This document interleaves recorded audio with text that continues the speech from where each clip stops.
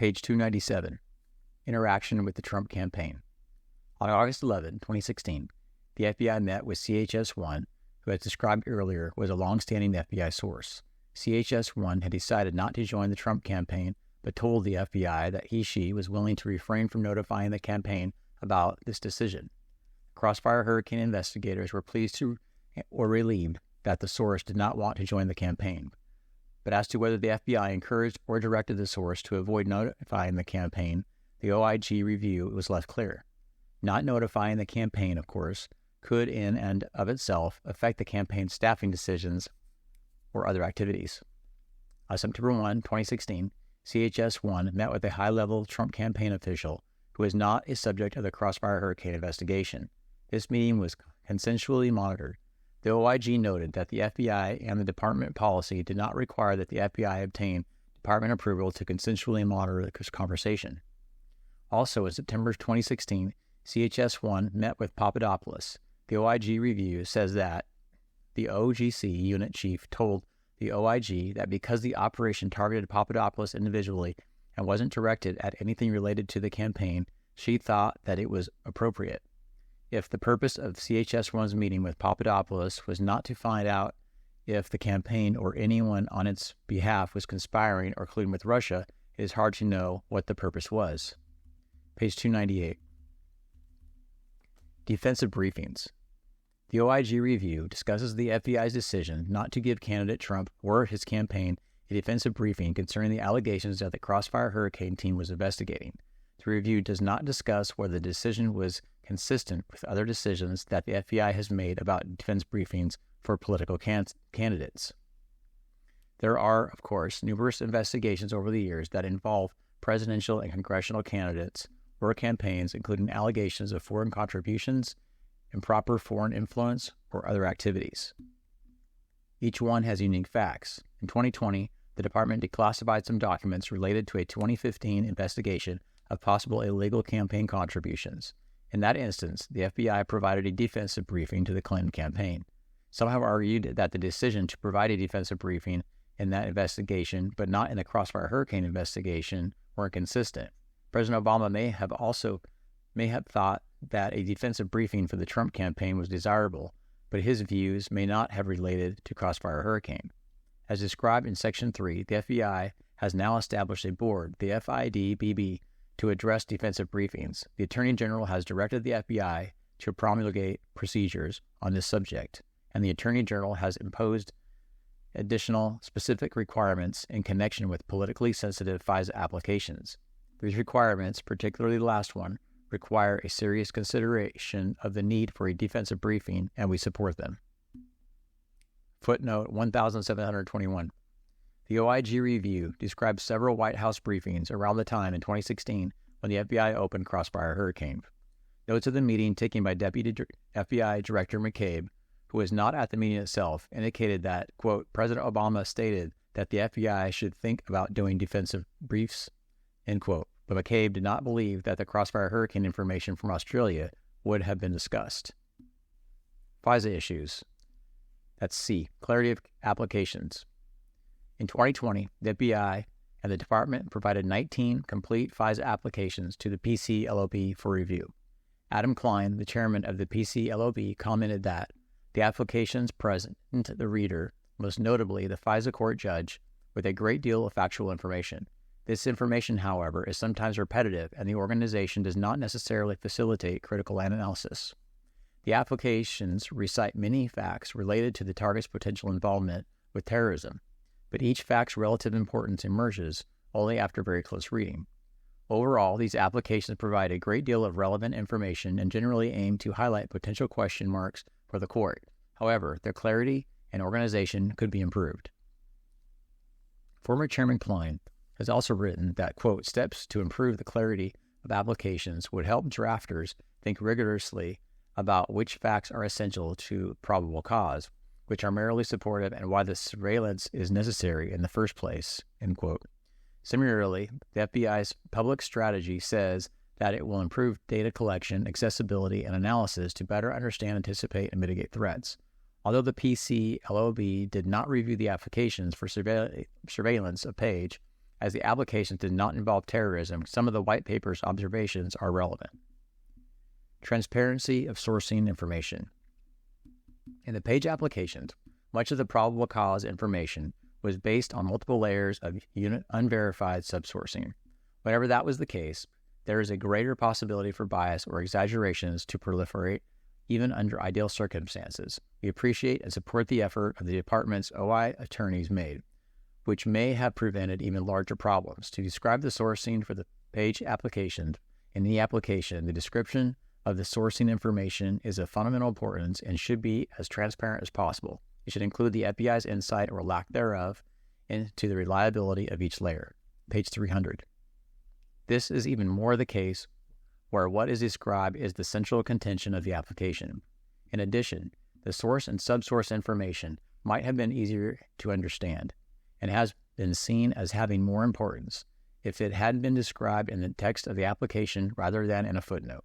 Although former Assistant Attorney General Chris correctly notes that the FISC reads the footnotes and that the government disclosures enable the court to take Steele's information with a grain of salt, we see no reason not to lay out sourcing information as clearly as possible, particularly when it contains subjective assessments.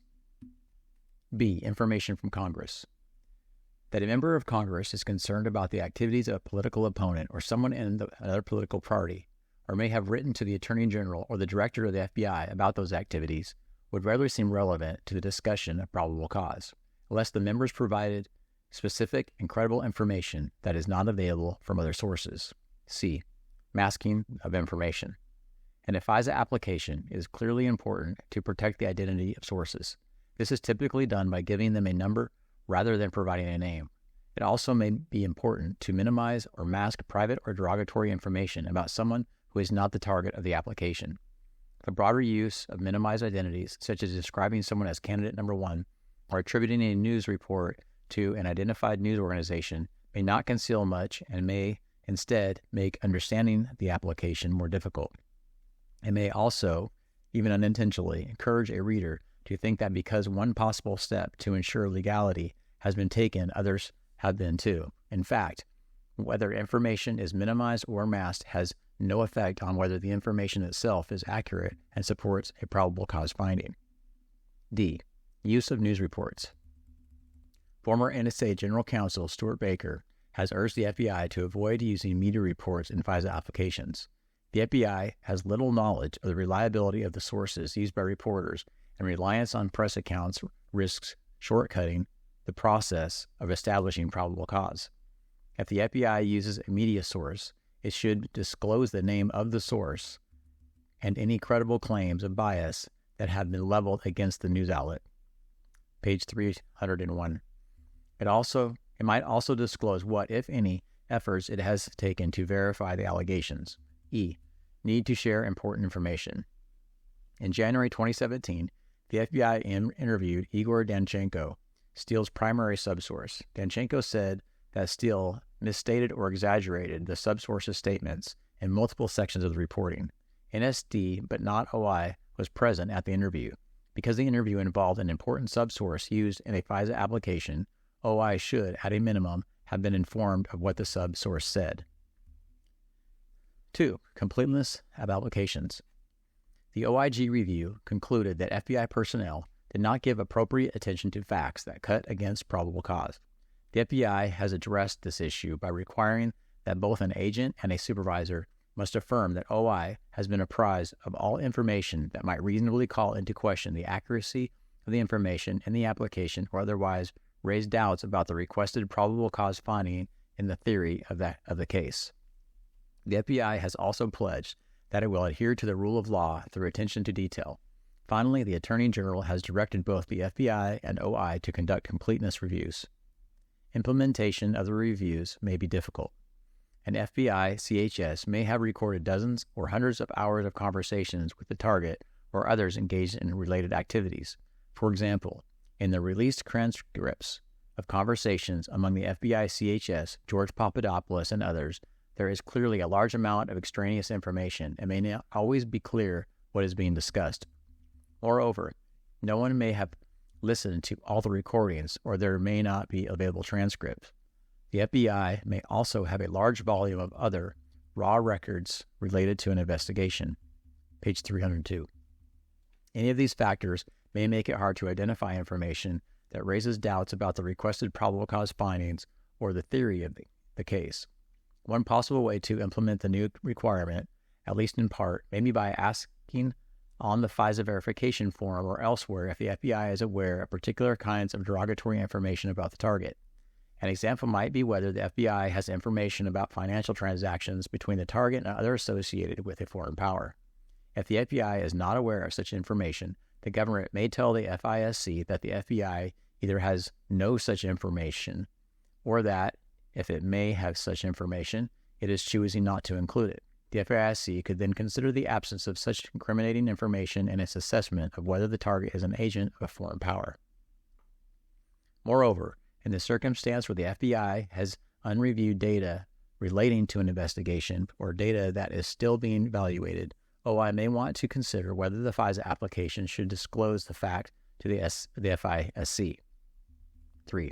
Reliance on prior FISA applications. When the page FISA applications were renewed, reviewing officials may have placed too much reliance on the prior authorization by the Attorney General and the FISC. Deputy Attorney General Rosenstein noted that at the time when the page renewal application came to him, many different department officials had approved the prior application, and 3 different judges had found probable cause. At least some of the requirements found in the Supplemental Reforms Memorandum apply to both initiations and renewals of FISA surveillances. In addition, some kind of red teaming in cases with partisan risk might help here. 4. Timely renewal requests.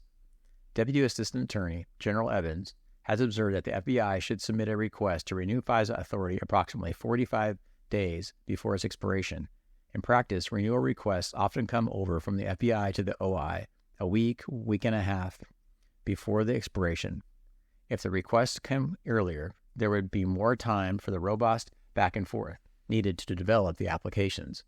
Implementing this proposal will require significant commitment by department and FBI leadership. If the FBI is not timely in submitting a renewal request, OI may be able to begin acquiring needed information by requesting it from the FBI or possibly seeking it elsewhere and asking to meet on a case 45 days before it expires.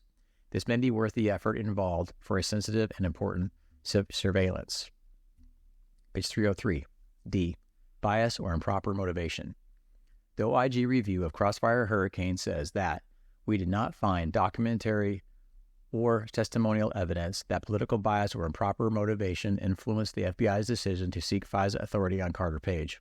It also says that while we did not find documentary or testimonial evidence of intentional misconduct on the part of FBI personnel, we also did not receive satisfactory explanations for the errors or problems we identified. David Criss has cataloged statements in the OIG review like those above and discussed the tensions between the statements about the lack of evidence bias and the lack of explanation for the problems found. In this report, we have referred to the possible impact of confirmation bias on the Crossfire Hurricane investigation. Confirmation bias is widely understood as a phenomenon describing how information is processed by individuals and groups. It stands for the general proposition that there is a common human tendency, mostly unintentional, for people to accept information and evidence that is consistent with what they believe to be true, while ignoring or rejecting information that challenges those beliefs. In short, people tend to give more credence to information that supports what they already believe. The effects of confirmation bias can be amplified in groups operating in situations of high stress and under time pressures. Throughout the duration of Crossfire Hurricane, facts and circumstances that were inconsistent with the premise that Trump and or persons associated with the Trump campaign were involved in a collusive or conspiratorial relationship with the Russian government were ignored or simply assessed away. Indeed, as set forth in section IVA.2 and 3, from even before the opening of Crossfire Hurricane, some of those most directly involved in subsequent investigations had expressed their open disdain for Trump, asked about when they would open an investigation on Trump, and asserted that they would prevent Trump from becoming president. As discussed throughout this report, our investigation revealed that the stated bias for opening a full investigation to determine whether individuals associated with the Trump campaign were witting of and or coordinating activities with the government of Russia was seriously flawed. Again, the FBI's failure to critically analyze information that ran counter to the narrative of the Trump-Russia collusive relationship exhibited throughout Crossfire Hurricane is extremely troublesome. The evidence of the FBI's confirmation bias in the matter includes, at a minimum, the following information that was simply ignored or in some fashion rationalized away. Page 304. The Australian diplomats told Crossfire Hurricane investigators that Papadopoulos never stated that he had any direct contact with the Russians, nor did he provide any explicit information about an offer of assistance. There was a complete lack of information from the intelligence community that corroborated the hypothesis upon which the Crossfire Hurricane investigation was predicated. The FBI generally ignored the significant exculpatory information provided by Carter Page, George Papadopoulos, and Trump's senior foreign policy advisor 1 during recorded conversations with FBI CHSs. The FBI failed to pursue investigative leads that were inconsistent with their theory of the case. Example, Page's recorded denials of having any relationship with Paul Manafort, a fact about which there was available evidence. The FBI failed to take Page up on the written offer he made to Director Comey to be interviewed about the allegations contained in Michael Isikoff's Yahoo News article, and instead opted to seek FISA surveillance of Page. The FBI was willing to make use of the completely unvetted and uncorroborated Steele reporting in multiple FISA applications targeting a U.S. citizen, even after the Crossfire Hurricane investigators had determined that there were major conflicts between the reporting of Steele and his primary subsource, Igor Danchenko, conflicts the FBI incredibly failed to resolve. The Crossfire Hurricane investigators did not even ask Steele about his role in providing information to Michael Isikoff, as contained in the September 23, 2016 Yahoo News article, information that essentially accused Carter Page of colluding with the Russians. And thereafter, the same investigators demonstrated a willingness to contort the plain language of the article to suggest it was not Steele, but Steele's employers who had given the information to Isikoff. The FBI ignored the fact that at no time before, during, or after Crossfire Hurricane were investigators able to corroborate a single substantive allegation in the Steele dossier reporting. There was complete failure on the part of the FBI to even examine, never mind resolve, the serious counter-espionage issues surrounding Steele's primary subsource, Igor Danchenko. The FBI leadership essentially disregarded the Clinton plan intelligence, which it received at almost the exact same time as the Australian Paragraph 5 information. This was despite the fact that at precisely the same time as the Clinton plan intelligence was received, the Clinton campaign made public statements tying the DNC computer hack to Russian attempts to help Trump get elected. The FBI was receiving the Clinton campaign-funded Steele reports, and the Clinton campaign-funded Alpha Bank allegations were being prepared for delivery to the media and the FBI. Page 305. The Crossfire Hurricane investigators essentially ignored the information they had received as early as October 2016 regarding Charles Dolan, a longtime Democrat operative with ties to the Clintons, who also possessed significant ties to Russian government figures who would appear in the Steele reporting and never interviewed him. Crossfire Hurricane investigators provided only partial and in some instances misleading information to the department attorneys working on the Page FISA applications, while withholding other highly relevant information from those attorneys and the FISC that might cast real doubt on their probable cause assertions. Finally, the results of the OIG's audit of 29 applications also established significant problems in the Page FISA applications, problems that point to bias and other factors following the audit. The department and the FBI notified the FISC that the 29 applications contained a total of 209 errors, 4 of which they deemed to be material. We note that because the audit did not look for omitted information, a major issue in the Page applications, the result of the audit and the review of the Page applications are not directly comparable. Nonetheless, at least on the surface, the difference is notable. In the 4 Page applications, there were a total of 17 material errors and omissions, far more than the 4 material errors found in the larger group of 29 non-Page applications. Given the foregoing, and viewing the facts in a light most favorable to the Crossfire Hurricane investigators, it seems highly likely that, at a minimum, confirmation bias played a significant role in the FBI's acceptance of extraordinarily serious allegations derived from uncorroborated information that had not been subjected to the typical exacting analysis employed by the FBI and other members of the intelligence community. In short, It is the office's assessment that the FBI discounted or willfully ignored material information that did not support the narrative of a collusive relationship between Trump and Russia. Similarly, the FBI Inspection Division report says that the investigators repeatedly ignored or explained away evidence contrary to the theory that the Trump campaign has conspired with Russia. It appeared that there was a pattern of assuming nefarious intent. An objective and honest assessment of these strands of information should have caused the FBI to question not only the predication for Crossfire Hurricane, but also to reflect on whether the FBI was being manipulated for political or other purposes. Unfortunately, it did not. Page 306. E. Possible FBI reform. One possible way to provide additional scrutiny of politically sensitive investigations would be to identify in advance an official who is responsible for challenging the steps taken in the investigation. Stuart Baker proposes having a career position for a nonpartisan FBI agent or lawyer to challenge the FISA application and every other stage of the investigation. This would be done in investigations that pose partisan risk. In Baker's view, the Attorney General, through the Supplemental Reforms Memorandum, has already taken a good step in this direction by requiring that politically sensitive surveillance and search applications be reviewed by a special agent from a field office not involved in the investigation.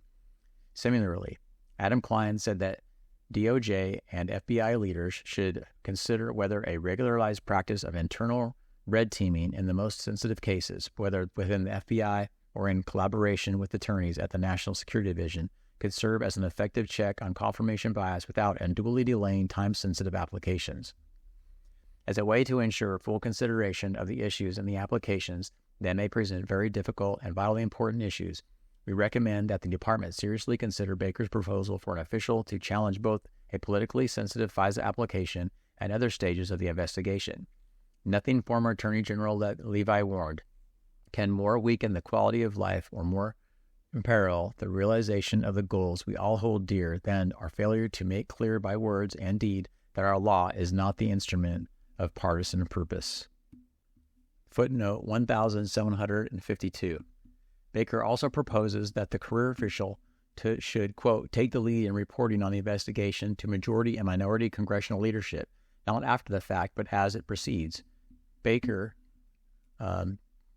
we do not endorse this aspect of the proposal, at least not without further consideration. We are concerned that it could lead to a politically motivated leak with a sensitive investigation. This is the end of the Durham Report. Thanks for listening.